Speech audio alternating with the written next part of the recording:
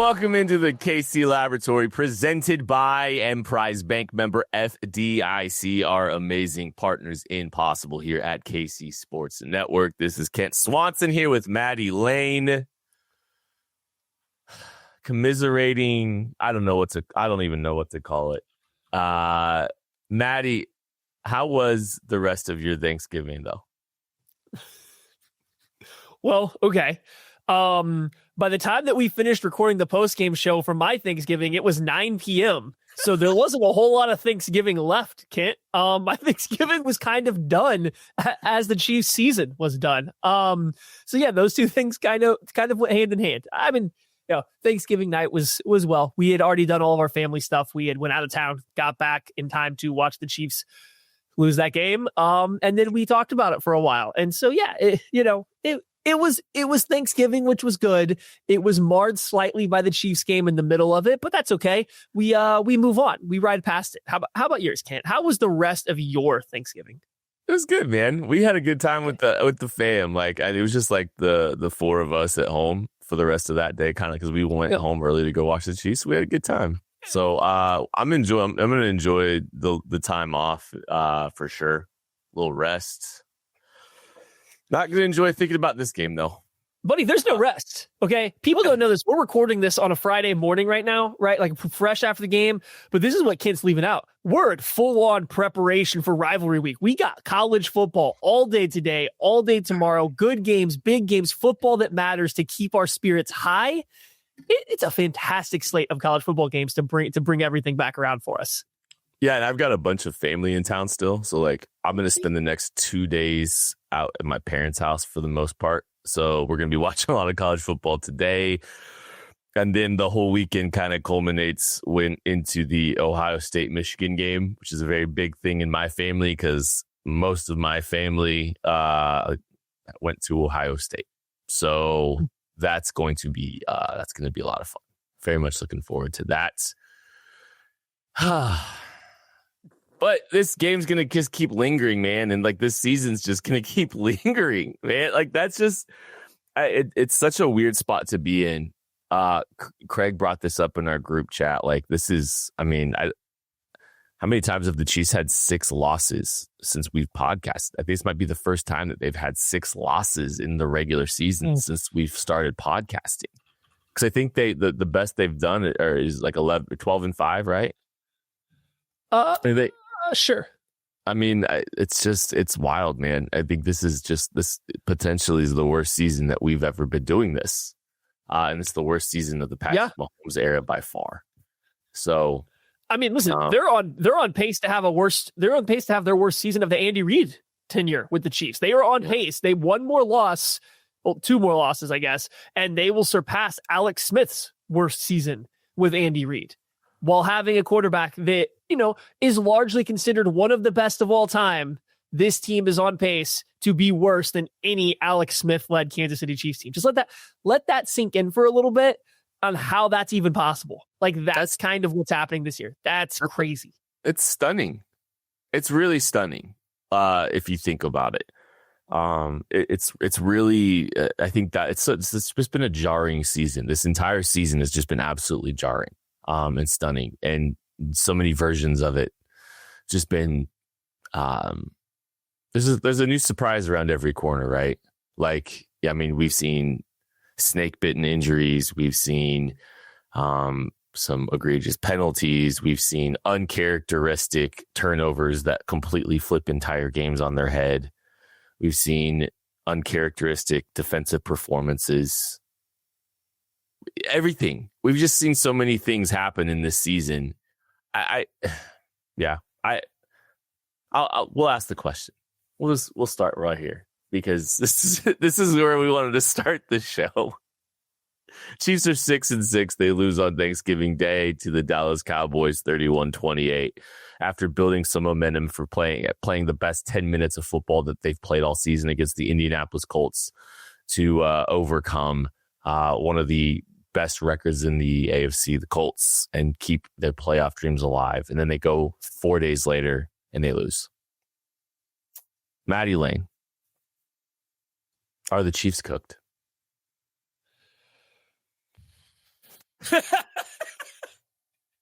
Okay. I'm going to, I'm because we slept, right? We're no longer in the hot take, quick reaction to the game. We've had a moment to process. So we all needed that, by the way. We needed some sleep. We're going to be very thoughtful, logical, and in no way, shape, or form hot-headed about this Chiefs team and the way they are playing this year. That's not what we're going to do here. What are the expectations from this Chiefs team coming into the year, Kent? Not now. Coming into the year, what were the expectations? Super Bowl. Cooked. 110% cooked. There is no chance this team, even if they squeak their way into the playoffs, is going to beat 4 good teams in a row and win the Super Bowl. If they're not, they've proven time and time again they can't do it. They finally rally last week against the Indianapolis Colts, the only other good team, and hey, maybe the Lions aren't that good either. The Colts, the only good team they've beaten all year, takes a rally in the past 6 minutes when they've essentially been outplayed for the entire game. And then what do? They continue to build nothing on that moving forward and lose to the next pretty good team, the Dallas Cowboys, that they play. They've shown you who they are. We're over halfway into the season. There's nothing new coming. This team isn't just fix this and we'll be good. They're not a small thing away from being better. They are who they are. They are a team that's not good enough to beat 4 quality football teams in a row. And everyone can get their AFC team jokes off. That's fine. Look at the Chiefs against the teams that are at least considered good by AFC standards. They can't beat them. But the only one they have beaten is the Colts. Like, this team is showing you who they are. This team is not making the Super Bowl. They're not winning the Super Bowl. I hope this is a clip that gets played at some point in time as the Chiefs go on to win the Super Bowl. I will proudly wear that badge. I think that there is a less than 0.5% chance that this team wins the Super Bowl this year. Cooked. When you look at the wins for this team now, in hindsight, we have the Giants. Bad. We have the Baltimore Ravens. Bad team. Just lost to Joe Burr. Lions with no second. Maybe bad. They're not in the playoff picture right now. I don't think the Chiefs have beaten the Colts. The only playoff team that the Chiefs have beat this season, I believe, right now is the Colts. Yep. Because you're looking, okay, so with Lions, Raiders, Commanders, bad. The Colts. And the one score game streak, or not streak, just the one score game issues continue. I mean, this team is now 1-6 in one score games. They finally got off the schneid last week against the Colts, but they're right back on it because they lost this one score game to the Dallas Cowboys now. So there's just yet another I think that I'm not trying to this whole season, some of the DVOA stuff that teams like the DVOA metrics love the Chiefs as one of the best teams in football. I don't understand why. Maybe it's because that they've blown a bunch of bad teams out by a bajillion points and it's been within range every single time that they've played a good team. But man, they haven't closed the deal with a good team at all. And that is part of what they haven't done the things that they've consistently done year over year when it comes time. And it feels like they just expect that the other team's going to make a mistake. There's like an expectation that, that the door is going to get open for them and that they're going to be the ones to make this play. But the defense hasn't been able to even put them in that situation. Maddie, you talked about it the other day. It's not like the defense is exactly held up their end of the bargain, right? Like they have not been able to put the Chiefs in a situation and Patrick Mahomes in a situation where he's even able to get out there and do what he does. I mean, he looked good late when this team badly needed him. But he didn't even get another opportunity to really get back on the field. Yeah. The DVOA stuff, EPA per play, any advanced nerd metric you find says the Chiefs are a good team. So I guess the one good thing from this season is the 2025 Chiefs might finally put the nerds down. Well, the 2025 Chiefs are the every Ravens team ever. Congratulations. Nothing to show for it. No. That's unfair. The Ravens win games and then they just don't win the Super Bowl. These Chiefs teams aren't winning games. There's a slight difference. So there is a small silver lining here, is that we might finally be able to put the nerd stats to rest, because they do like this team, and this team is ass. This team isn't a good football team. And that's what's crazy. You can watch them and come away from it and go, wow, I don't think the Chiefs were very good. How'd they get within one score? Mahomes really saved them. Maybe they caught a break here. They didn't close it out, but like, this team wasn't good. And then you go and look at DVOA, and they're one of the best 6-6 DVOA teams of all time. You go look at EPA per play. Oh, look, they're right up there at the top on the offense. You look at anything you can find, it says they're a pretty good team. And then you watch them and they really aren't. And so, hey, I am glad that a team that gets a lot of publicity because people hate them or love them and they just watch them a ton are seeing that maybe sometimes all your little spreadsheets don't have the right answers or the right results from what's happening on the field, because this team is not as good as those numbers say. Now, to your point, yeah, the complementary football of this team, which has kind of been the strength, I guess, of their ability to win, have all the success, win Super Bowls, be as good as they have been, has been when the offense isn't playing great, the defense picks up the slack. When the defense isn't playing great, the offense picks up the slack. This year was supposed to be a slight shift back towards the offense doing that, which has come. The offense is still better than last year, as frustrating as it's been. So they got that. The problem is, the defense falls completely flat in all the big moments. They cannot, at any point in time, they cannot provide any form of speed bump, except for against the Colts, any form of speed bump that allows their offense to actually finish the job. And the offense has their own qualms as well, getting shut out for 30 minutes of game time in the middle of the game against a bad secondary, at the very least, of the Cowboys isn't good. But the complementary football is just gone. They're not playing in unison. When one unit's good, the other unit isn't doing enough. It's just, they have lost a lot of the mystique of what the Chiefs were. And I think it's kind of something that started to happen last year, but they kept winning the one-score game, so it stayed there. That whole meme about hey, the Chiefs are coming, the Chiefs are the boogeyman, you can't beat the Chiefs. Teams it's the Tiger Woods Sunday effect, right? The Chiefs had it for a few years, and it felt like them getting absolutely destroyed in the Super Bowl and then rolling into this year, it feels like that is gone. Nobody, I think right now, feels extra pressure when the Chiefs are out there. Nobody sees, oh, they have the ball, we think they're going to go score and beat us. It's kind of done. They don't have that same aura around them anymore. And I do think the lack of complementary football, the lack of making the huge plays in the biggest moments, again, outside of the Colts game, just kind of compound that. And it leads you to this team that is 6-6, fighting to be in the playoffs, and probably not winning a Super Bowl. Look, I know we're all disappointed in the Chiefs losing, but there's a way for you to do some good while you are in your feels about the Kansas City Chiefs. The Soul of KC Holiday Raffle and Toy Drive is live. This is something we do at the KCSN Foundation every single year, and we try to raise as much money as we possibly can for the incredible kids at Operation Breakthrough. We try to help them have a better Christmas than maybe they otherwise would have. And what we do is we team with Dick's Sporting Goods to do a fundraiser every single year and try to generate as much money as we can to go buy a lot of the essentials that these kids need for their school year.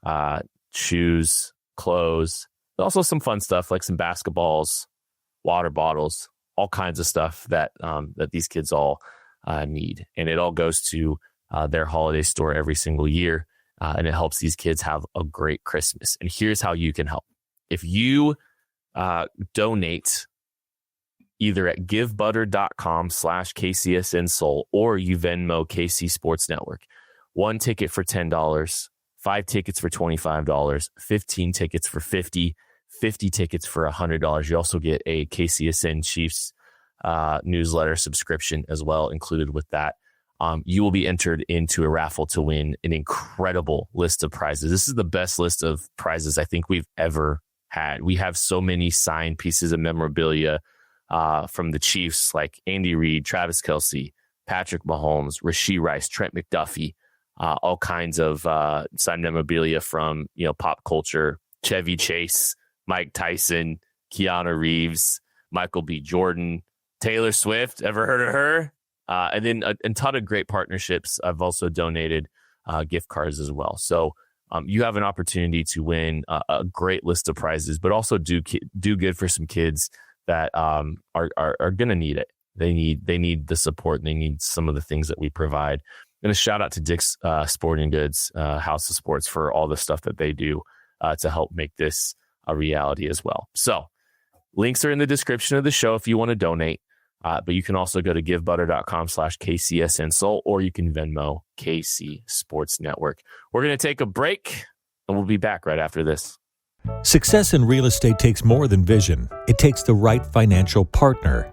When someone takes something rundown and turns it into something great, that's called a comeback story, like Brain Group. They take distressed properties here in KC, completely rework them, and then turn them into valuable real estate. But that kind of work needs the right bank behind it. Enter Emprise Bank. They're not about cookie-cutter loans. They saw Brain Group's vision, backed them, and now they're making big moves in Kansas City real estate. Talk about your partner in possible. Emprise doesn't do one-size-fits-all financing. They invest in potential and back growth. Visit emprisebank.com/KC to learn more. Emprise Bank, member FDIC, equal housing lender. Missouri, big news. It's almost your turn to get in the game because DraftKings Sportsbook is coming to the Show Me State on December 1st. Soon you'll get fast payouts when you win, a safe and secure app that's easy to use, and promos that keep the action going all season long. No wonder it's America's top-rated sportsbook app. The countdown is on. New customers can sign up right now and score $300 in bonus bets on launch day. Download the DraftKings Sportsbook app and use code KCSN. New Missouri customers sign up today and score $300 in bonus bets once we're live. That's code KCSN. The crown is yours. In partnership with DraftKings Sportsbook. Gambling problem? Call 1-800-GAMBLER.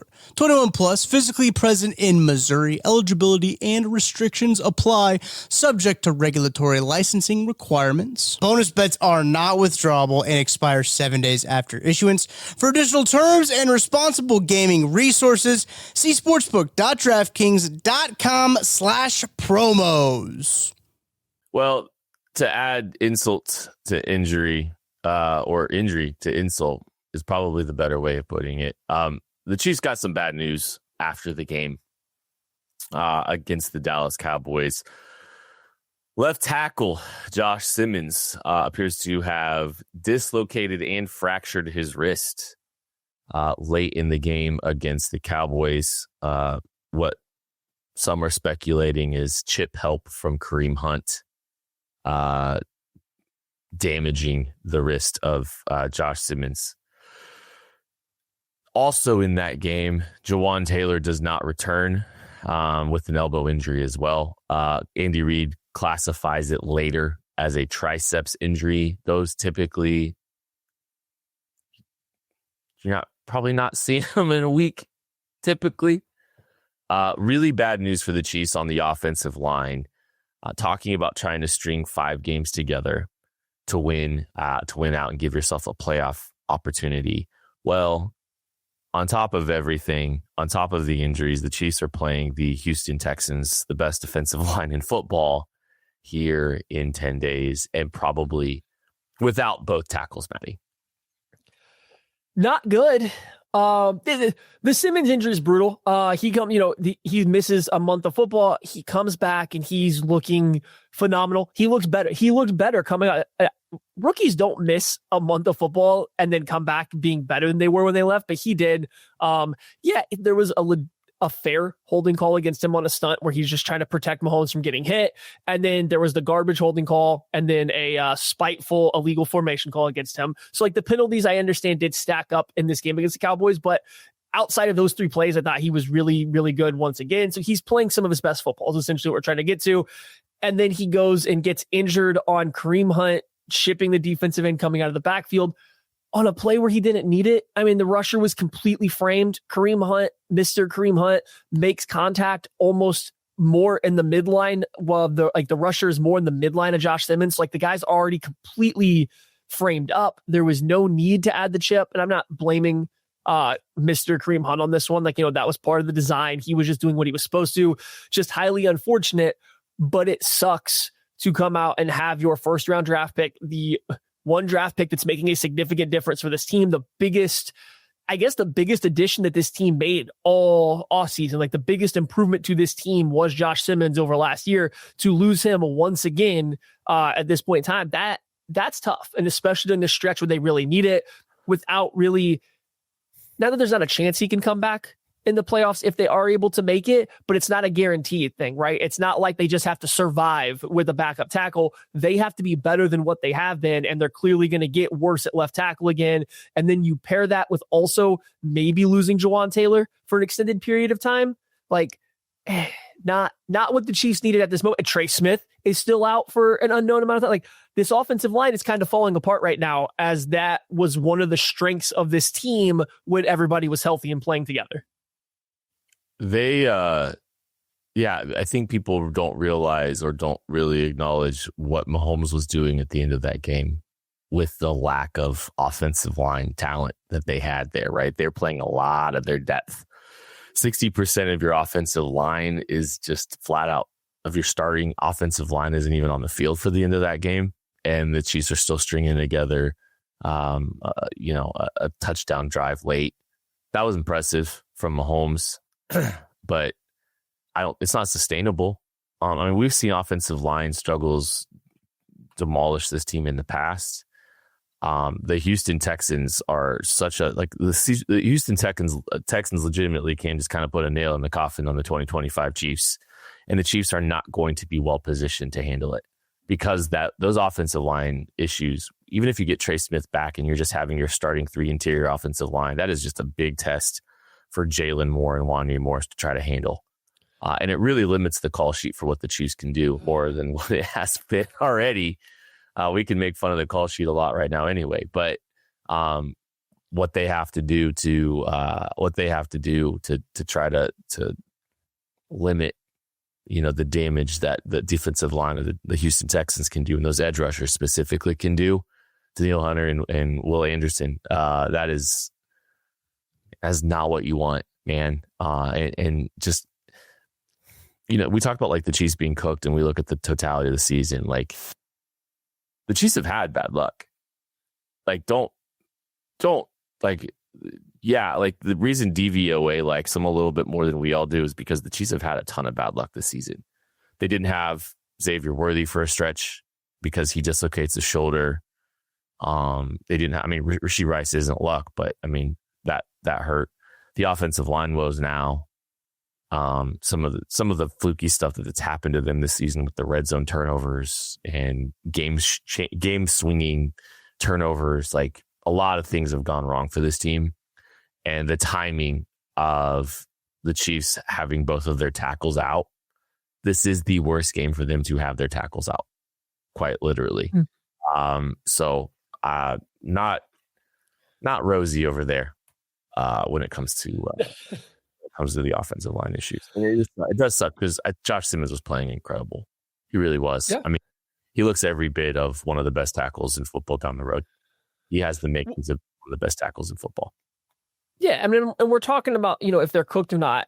And like I said, I went at it from are they going to reach their preseason expectations? And the answer, I just think it's no. So that way they're cooked. But if we're just talking about even making the playoffs, it seems really hard to see how this team's going to make the playoffs. If Joshua Simmons, it sounds like according to Rap Sheet, is most likely going to head to the IR without Josh Simmons playing left tackle, with potentially Trey Smith and Jawan Taylor missing even a couple games going forward, it just seems like it's going to be impossible to make the playoffs at this point. We've seen Wanya Morris play. He's not good at offensive tackle. And this game, if the Chiefs are able to complete a comeback in this game, you would have so much outrage about the lack of holding penalties on Wanya Morris, and they'd be correct. Like, I don't want to say that doesn't erase the bad officiating for anything else. It's just they would be correct to people to be upset that they didn't get more holding penalties called on Wanya Morris. He held almost every single drop back he had. He was terrible once again. And I don't think Jalen Moore on the right side was a whole lot better. No, he wasn't committing penalties, but you saw it when the Chiefs had to try to push the ball downfield because they needed to cover ground and they weren't doing the short dink and dunk thing. He could not stick with even the Cowboys edge rushers up the arc. He constantly was getting beat around the edge, forcing Mahomes into scrambling immediately because that's not his game. That's not what he's good at. Now, maybe that's playing on the right side and not the left side. He looked a little better on the left, but we saw after a few starts, his play was starting to dip a little bit too. So it's a tough time for them to somehow find a way to pull it together with a makeshift offensive line and push themselves forward into competing for this wild card spot or making the wild card spot. All right, let's turn the page a little bit more and maybe turn the page entirely on the Cowboys game. Not in a fun way. Kind of just the post-mortem on this one. Maddie, what went wrong for the Chiefs against the Dallas Cowboys? A lot went wrong. I think the biggest thing is, and it kind of shows what the entire season's been like, the Chiefs coaching staff refuses to change and adapt with what the situation they're facing. Now, over the season long, that's their scheme. That's the type of players they want. That's how they're building the roster, what they're trying to do.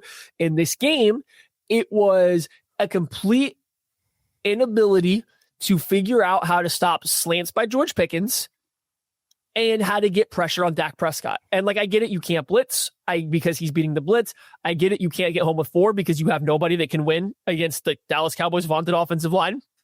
So like, I understand that defensively they had their backs up against the wall, but you got to figure out something. You got to provide some kind of stop and not even stop, just challenge. And they couldn't do that. Spags could not figure it out. And just having Jalen Watson manned up on George Pickens over and over again on third down, I guess to Dallas's credit, they called a lot of slants on second down. So that way, they weren't ready to bracket him, but still their inability to figure out how to stop those 2 wide receivers and or get pressure on Dak ultimately did the defense in. And then offensively, they just kept hammering the same stuff offensively over and over again. And it kind of worked. They put up 28 points because Mahomes made some magic as the game went on, but getting away from the run game, getting away from controlling the clock, making dumb penalties when they made dumb penalties, having a bunch of mesh concepts running over and over again with guys not getting open. They just refuse to adapt to the situation and or the year. And that once again reared its ugly head in this loss to the Dallas Cowboys. I think, the Chiefs had no answers. The Chiefs had no answers defensively. And I even think about, like the slants, but they did things that were also uncharacteristic of them, right? They don't give up big plays down the field very often in the vertical passing game. And they gave one up at the most crucial time, bringing pressure, bringing Trent McDuffie, and then trying to, CD Lamb on Shamari Connor down the field. They did that, right? So that's something we don't really see very often, this team giving up big explosive plays in the passing game. They also gave up a big explosive play in the run game too. And to a backup running back, no less. It's a combination of so many things. Big explosive touchdowns that they give up, big explosive plays in the worst moment, not being able to simply defend a slant. The pass interference stuff, just having no answers for the outside receivers, even though they were doing everything they could to try to protect them. And credit the Cowboys for some great, you're right, like some early down passing and some, to give themselves some opportunities there. Credit to them. But quite literally, the Chiefs had 0 answers. They had no answers for anything. The 4-man wasn't going to work. Bringing pressure didn't work. Nothing worked. And I think the defense really does carry a bigger burden here. Their offense had its issues too, but I think the defense carried a big piece of why this team was unable to win in this game. Yeah, I mean, this one I think falls a lot more at the defense's feet defensively than it will the offense. I think the offense could have done more in the middle of this game to either put it away or to give the defense a lead in a way that would allow them to hold on better. So I don't think the offense gets to escape blame, but it's definitely a bigger fault of the defense. They got 2 stops all game. They forced 1 3-and-out and a punt, and they got the interception to start the game on what was a very good blitz call.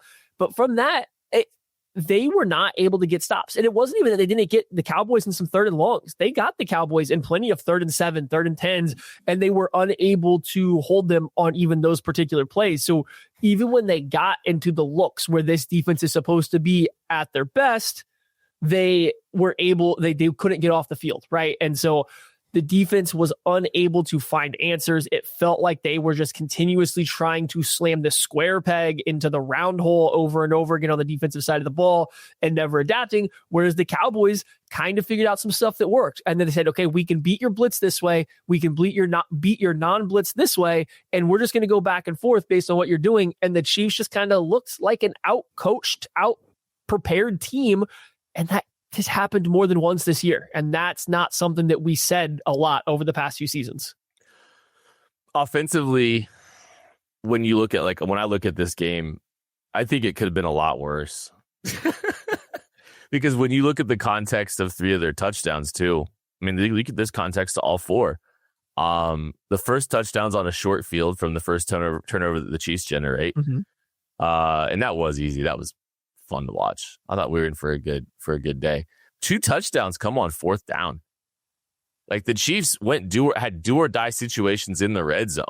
And Patrick Mahomes talked a little bit after the game about hey, the one good thing we did in this game, the one thing we fixed was the red zone offense. And he's right, but it could have right. It could have looked a lot different if the Chiefs don't convert some of those 4th downs either. Because the 2 of their touchdowns are converted on fourth and goal, which credit the Chiefs for doing that. Because that was the least cowardly thing that they did all game. But yeah, then the context of those 3 touchdowns, short field, 2 4th down conversions in the goal line, and then you get the prevent defense. You get the prevent defense touchdown late in the game. That was it. I don't know if that was even a prevent defense, but yeah, I mean, you know what I mean. Yeah. The offensive struggles are the same that they've always been. Yeah, needing 4th downs to put some of the stuff away in the red zone wasn't great. Too often they are wasting plays when they get in the red zone. Go under center and run the ball and pick up 4 yards and get closer to the goal line is completely fine. Just too often they run kind of like single read plays that are thrown at the line of scrimmage, that are thrown out towards the boundary, that are entirely based around just out leveraging a defense. And I get it. It's Andy Reid. He has made his entire career on that. The Chiefs have won Super Bowls on doing that. Teams are just a little better prepared for it than they used to be. And those plays end up being wasted. And I think that is maybe my biggest complaint. The season-long complaints of the offense being stale, everybody kind of figuring out are still existent, but that's season-long. For this specific game, it was the amount of wasted plays the Chiefs had. The amount of times that, yes, they had bad penalties that really set them back, whether they were legitimate or not, different conversation. But the amount of times that they wasted a play coming out of that, you have to make up ground. You got a penalty, you have to make up ground. It doesn't mean your drive's over. It's 1st and 20. Figure it out. Don't call a tight end screen. That's the risk reward to that tight end screen is nothing. You're not even only if you catch them in a blitz and you're at the 50-yard line, you're out of field goal range. There's no reason for the Cowboys to blitz at that point in time. So a tight end screen, wasted play. Coming off the OPI, wasted. They waste so many plays once they get behind the sticks with these penalties because it's a team that lacks confidence in what they're doing is going to work unless it's Mahomes making stuff happen. So you have this long stretch where the offense kind of goes stale and doesn't get anything done. And they keep making mistakes, putting them behind the sticks, but they used to be able to overcome in those situations. They used to be able to pick up chunks of yards. They used to be able to make up for those penalties, and they can't anymore. And it just feels like they are an offense now that, while better than last year, they still waste plays far too often that result in 1, 2, 3 yards and a wasted down, essentially, once you're behind the stick. So it's a long way to say, hey, your ball control, dink and dunk down the field doesn't work after one penalty, and you got to find a way to create more yards on a play. And the Chiefs just haven't quite figured it out this year. They are still stuck in this mindset that if they control the ball and just out execute the other team, they can drive up and down the field. But we just keep seeing that a penalty, a sack, a bad play, and they are very prone to all these things right now, keep setting them back. Like one of these possessions they tried to get behind, or they got behind the sticks. I mean, they basically ran all hitch. They were trying to find an easy completion. It was after the tight end screen. And they squatted on everything. I mean, the Cowboys were sitting on it all, and they were ready for it. And then the Chiefs tried to run the squirrel off the hitch and go, and they couldn't hit that either. That's the funny thing is because the Chiefs love it. When the Chiefs hitch and go, they actually don't go ever. it's always the squirrel, which is a hitch, vertical, comeback. It's never a true just hitch and go anymore. And even the Cowboys, like, they sat on that entire thing too, you know? And so, like, they're found out a little bit. It's stale, and they need to find answers. The easy completions you talked about, like some of the wasted plays, they're trying to find some easy completions to get ahead of the sticks and stuff, and they don't even have those. Like throwing out into the flat to Xavier Worthy was fruitless. They don't have anybody that's really, I mean, some of the screen game stuff was just not good. They don't really have great answers right now, and the playmakers haven't really shown an ability to do much with the opportunities that they're given behind the line of scrimmage right now either. Like, I think there's been a regression in their Chiefs' ability to do some of the things behind the line of scrimmage that they've seen in the past. So just adding that layer to it is immensely frustrating as well. Because everyone's ready for it. No, it's just because everyone's ready for it. Like everyone's sitting on it and waiting for it. First and 18, 6-yard pass, or no, first and 20, 6-yard pass to Xavier Worthy. You think the Cowboys care that they gave up 6 yards to Xavier Worthy on that play? No, it's still second and long at this point. The next play, even if the Chiefs have a successful 6-yard play, it's now third and long. Like, nobody cares about your 6-yard pass to Xavier Worthy. First and 20, tight end screen for 2 yards to Travis Kelce. Nobody cares that you gave up 2 yards. Even on second and 18, nobody cares, to your point, if you give up another 5-6 yard hitch route to one of these wide receivers. And like, there is something for taking what's there. The problem is your entire offensive identity can't be that, because then these mistakes put you behind the sticks and you can't just take what's there for a first down. And that's where the Chiefs have found themselves. They've become so much of a reactionary, like a reactive team to what the defense is doing, that their entire offensive identity is, we're going to take what you give us. And teams have gotten really good about giving them useless yards. That I say that, and the Chiefs are, again, a functioning, according to all the stats, offense that puts, that's very highly rated in EPA and efficiency and their DVOA, but they're doing it by simply just taking what the defense wants them to take rather than taking it from the defense. They are not doing anything a defense isn't like essentially allowing them to have, unless it's Mahomes breaking the pocket and creating something. And that's where the frustration comes, is this offense is not making defenses try to get out of their comfort zone. They are letting defenses be comfortable and saying, that's okay, we can still beat you while you're comfortable. And like, that is just unbelievably annoying to watch week in and week out. And I think that kind of did them in once again offensively in this game. All right, so we can just we can flip it on its head a little bit, because the Chiefs have 5 games left in the season. They have to win out. They need to win out if they want any chance of making the playoffs.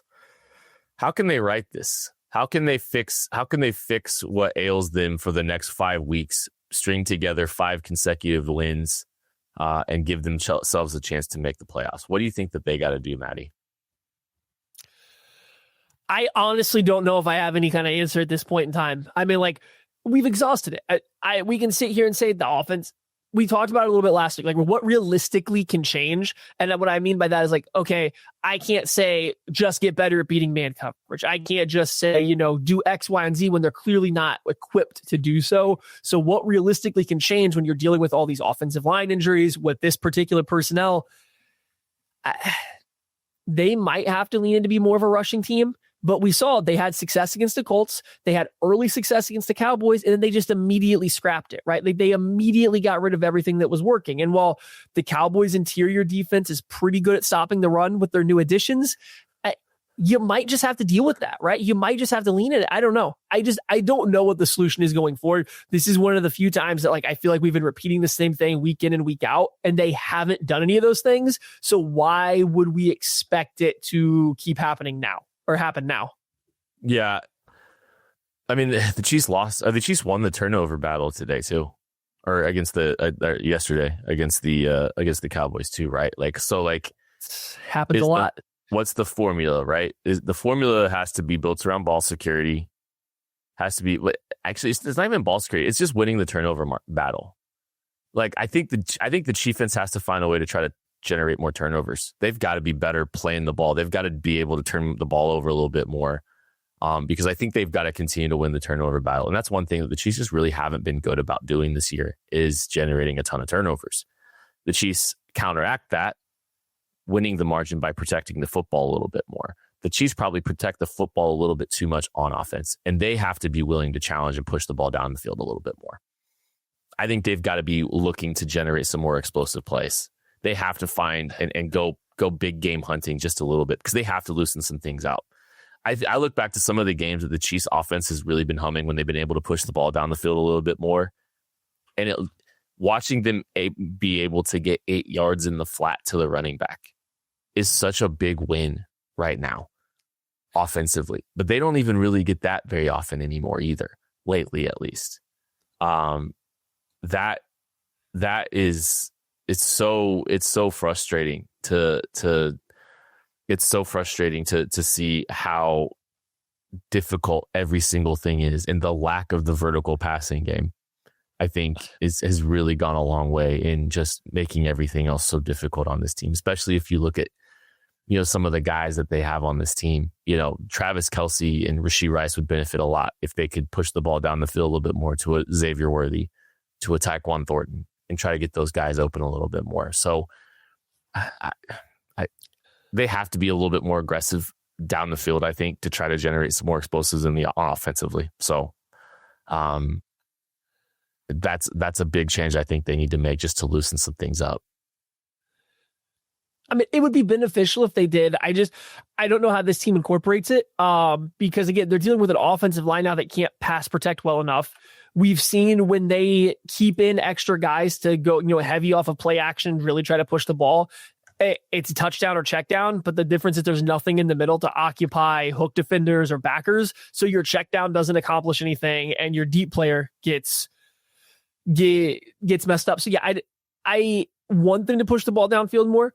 I don't know how they do it. I don't know functionally how they do it. This team has done a really bad job of stressing teams vertically. And I mean like that, like not just putting someone deep, but if you're going to send somebody deep and it's not open, what are you replacing the voided space with? They're really bad at replacing the voided space when something deep is covered. They instead have everybody else stretched out horizontally at the line of scrimmage, or they have somebody in the block. They're not doing a very good job of making the person that covers the deep ball vacate something else and leave it open. And I don't know how that gets better when you have a worse offensive line going into the next couple weeks based on the injuries, and you probably need your tight ends and running backs more in pass pro.